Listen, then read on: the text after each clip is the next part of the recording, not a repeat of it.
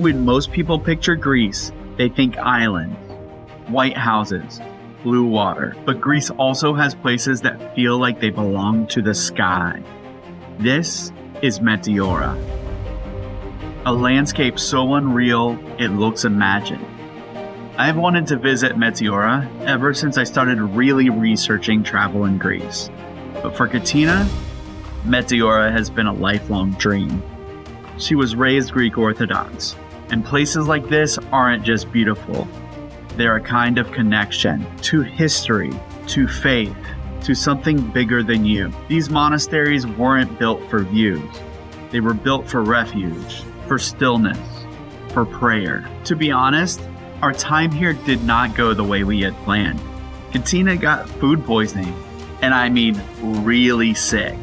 And we had limited time. And that morning, I didn't even think we would make it out of the door. Katina was up all night. But in a place like Meteora, you start believing in small miracles. Because somehow, between moments where she could barely stand, Katina still pulled it together long enough to walk into 3 monasteries and stand there in the silence like nothing could shake her. Every turn gives you another angle that doesn't seem possible.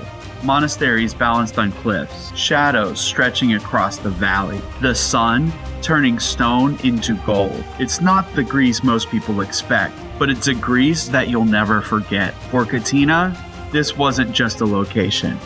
It felt like stepping into something she'd carried since childhood. The tradition, the iconography, the feeling of a sacred place. All of it held in the most dramatic landscape we've ever seen.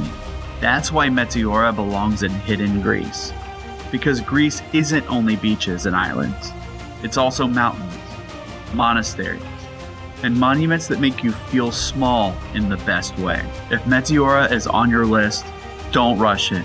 Give it time and let it do what it does best. Make you feel something. This is hidden Greece.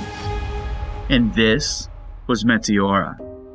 Where should we go next? Let us know in the comments below. Don't forget to like and subscribe, and hit the bell button so that you're notified when we post our next episode of Becoming Greek.